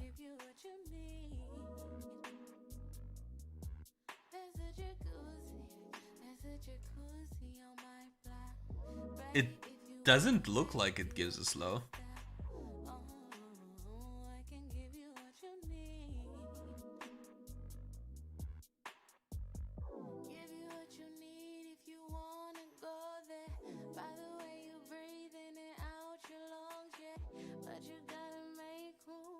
Little explosion, little knock up. Like the Nova. Yeah, the Nova also dealt damage to the guy. Like, how big was the Nova? Actually, how big is the Nova?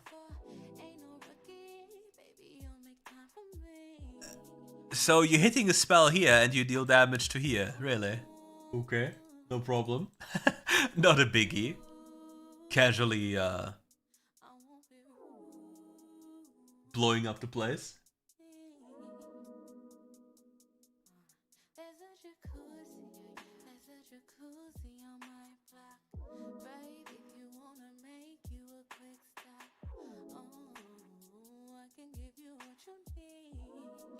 But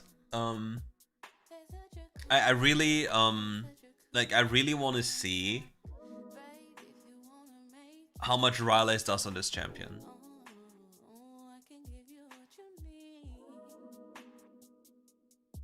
Cause like if there was Rylai's, like the enemy slow, like the slowing them is just really potent.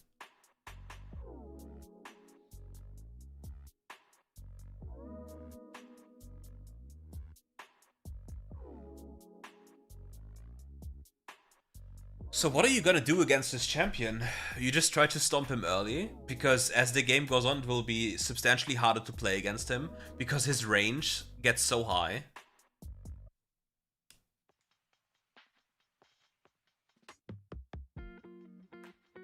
I don't know yet. Like, I'll do a more detailed rundown once the patch goes live in our region and that kind of stuff. So yeah.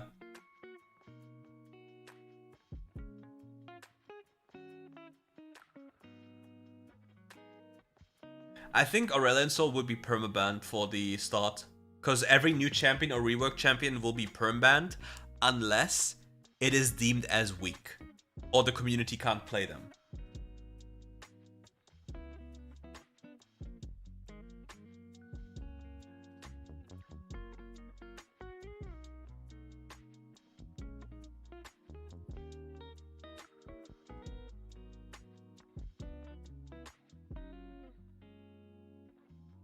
I mean, the thing is, it's about the general slow. If the enemy is forced to stay in your spells for longer, then the item... Ooh, he sniped them. Sheesh.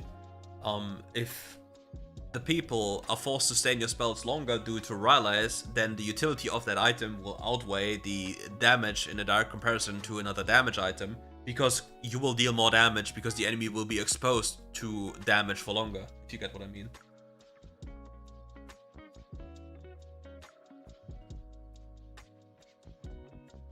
I mean, Aurelion Sol is barely played as a champion. It's more of a one-trick champion.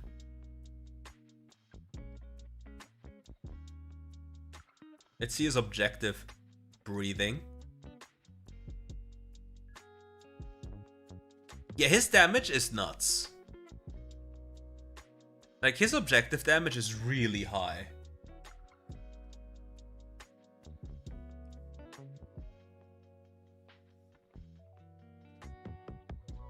Yeah, the Ruby Crystal Law.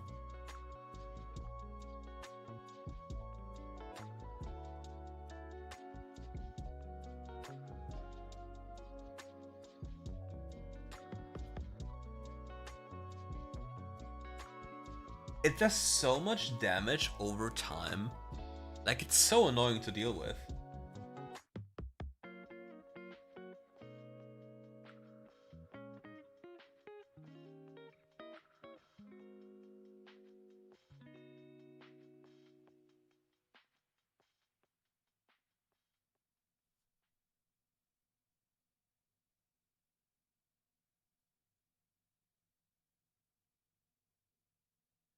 So this zone alone as well, with just, like, for example, if you went for Liandry's late game, like you have a full build with Liandry's late game, you deal so much damage.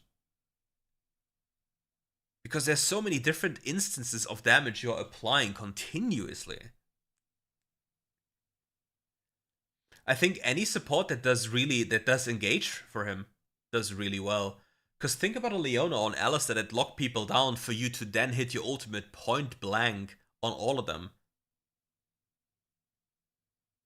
And not only this, like the Leona passive, right? The Leona passive will be re-triggered, to my understanding, every single time a damage instance is applied. So if they are CC'd by Leona on Aurelion Sol's third ability, the Sunlight passive of Leona will continuously proc on every single proc of the of every single tick of the third ability. So you have a lot of damage, like a lot of damage.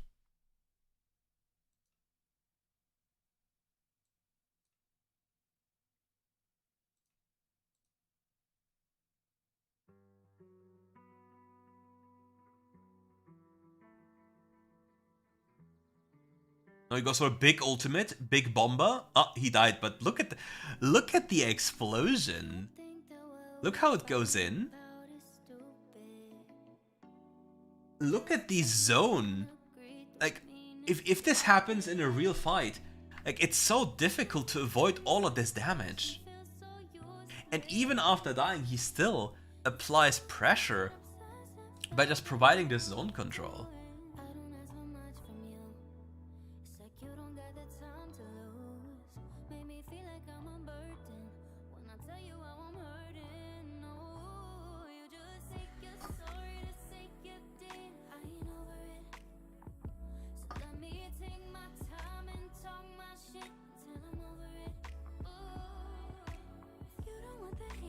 I mean, Yasuo will also be good with him if you have one on your team. If you get off this combo. I wonder how Yasuo ult will target people, because the ult range is rather big, as it was, as you just saw, right?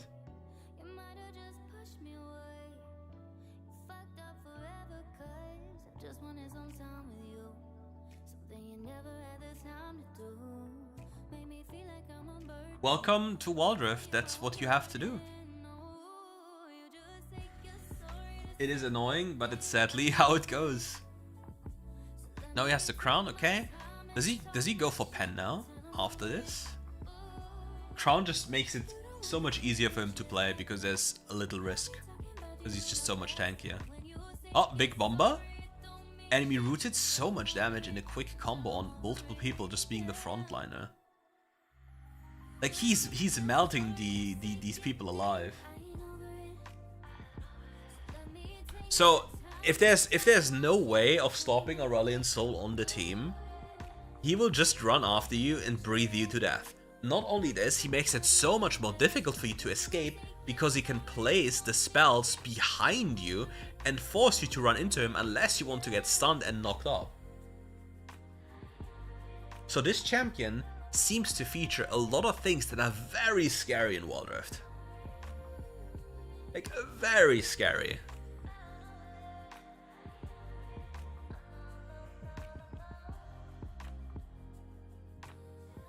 Like, he has decent wave clear, he has great teamfight potential in a game where people are fighting for everything for no reason. He can just turn the tides instantly. Oh yeah, look, it's a new jungle thing. There's a jungle ghost. There's no Poro. No more Poro?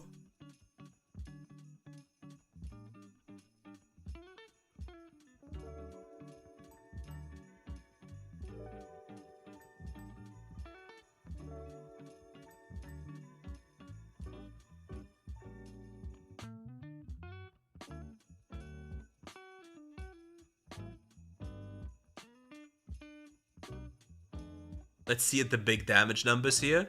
He goes in, absolute one tap. Yeah, so that seems a little bit crazy for like the WildRift kind of thing, right? It's just high dopamine, crazy explosions, death left and right, just absolute destruction.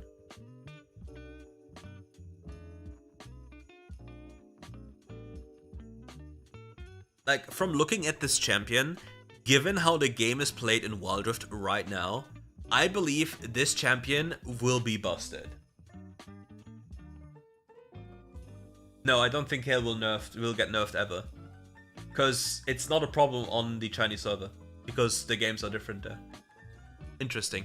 I really liked the video. Like, tell me like what you think about the video. If you want to look at the original video, take a look at this video. Make sure to comment. Make sure to like.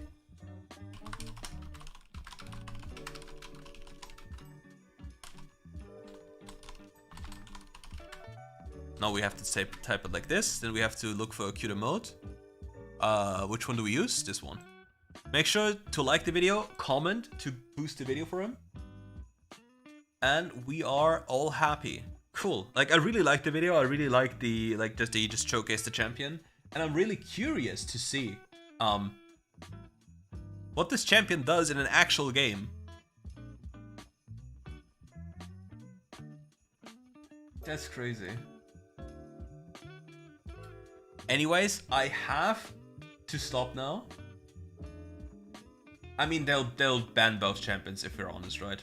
But I have to stop now. The new video comes out in 10 minutes. New video in 10 minutes.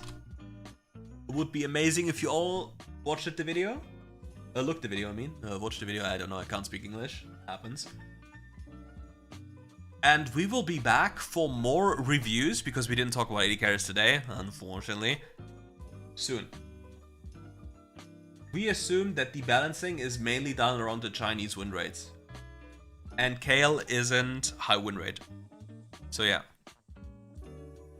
Anyways, thank you all for watching. If you enjoyed the video, make sure to leave a like, a comment, and see you soon for more stuff. Yes, it will be the final part of the drama thing, where we just dive a little bit deeper into what has happened. And we will catch each other soon again. Goodbye.